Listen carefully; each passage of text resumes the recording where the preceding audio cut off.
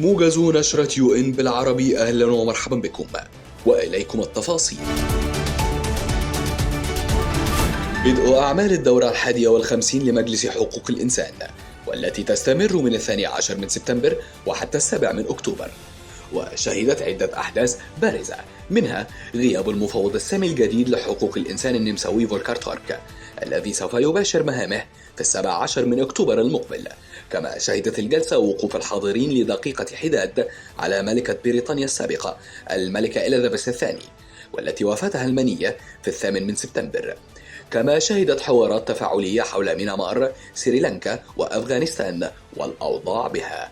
كما تم تقديم تقرير المفوضية السامية لحقوق الإنسان في نيكاراغوا ضمن أعمال البند الثاني من بنود أعمال المجلس. وخلال هذا الحوار التفاعلي رفضت نيكاراغوا التقرير واصفة إياه بأنه تدخل في شؤونها الداخلية ولا أساس للمعلومات الواردة به من صحتها. وحول التمييز العنصري كعائق لتحقيق التنمية، قدمت المفوضية السامية لحقوق الإنسان تقرير موضوعي تم توجيه بعض الانتقادات للدول الغربية ومن ضمنها الولايات المتحدة الأمريكية حول تقاعسها عن مكافحة العنصرية وما تسبب فيه العنصرية من إعاقة للوصول للتنمية.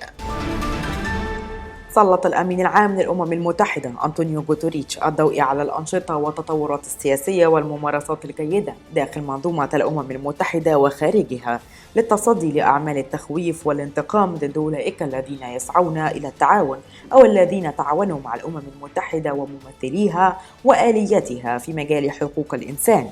كما تضمن التقرير ملاحظات وتوصيات بشأن معالجة ومنع الترهيب والانتقام. أعلن الرئيس تشابا كورشي رئيس الدورة 77 للجمعية العامة للأمم المتحدة في نيويورك خلال بدء أعمالها أن الحلول من خلال التضامن والاستدامة والعلوم هي شعار رئاسته.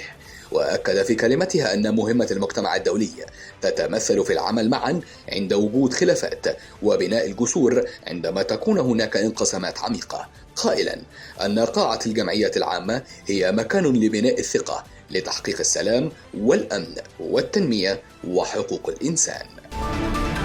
أعربت اللجنة الدولية لخبراء حقوق الإنسان المعنية بالوضع في إثيوبيا عن بالغ قلقها في بيان لها إزاء تجدد الأعمال العدائية بين حكومة إثيوبيا والجبهة الشعبية لتحرير تيغراي.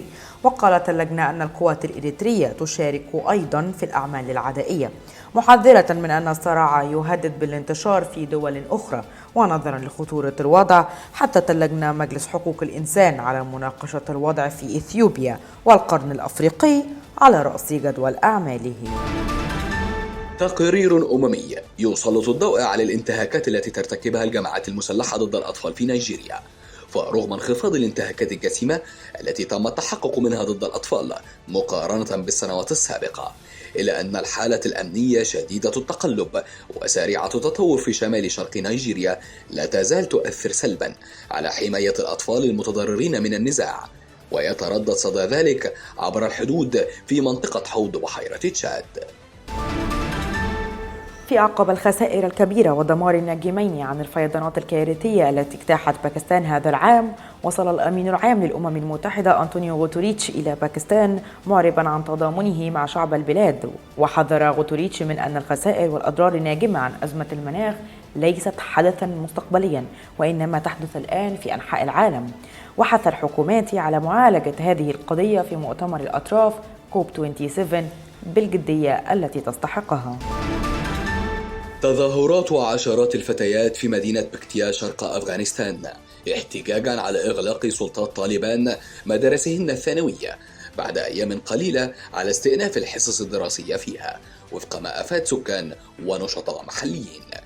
ونتيجة للاحتجاجات استؤنفت التدريس في 5 مدارس ثانوية عامة للبنات تجاوبا مع إصرار مئات الطالبات اللواتي حرمن من التعليم بعد أن أغلقت حركة طالبان الصروح التعليمية للفتيات.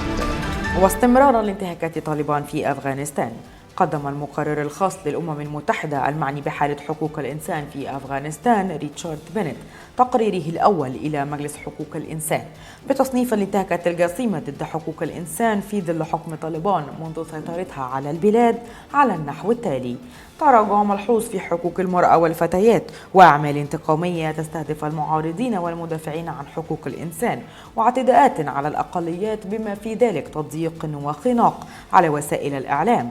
وفي تقريره حث المقرر الخاص طالبان على الاعتراف بانتهاكات حقوق الإنسان والتصدي لها واستعادة سيادة القانون بما في ذلك المؤسسات الرقابية.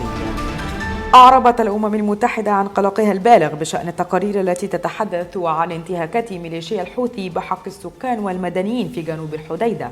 وقال المتحدث باسم الأمين العام للأمم المتحدة ستيفان دوغاريك أن التقارير عن سقوط ضحايا مدنيين واحتجاز وتهجير قسري بين سكان هذه القرى مقلقة للغاية، مضيفا نحن نتخذ خطوات جادة للتحقق من هذه التقارير المقلقة. كما طالب دوغاريك ميليشيا الحوثي باحترام القانون الدولي لحقوق الإنسان. متابعينا، إلى هنا ينتهي موجز أخبار نشرة UN بالعربي.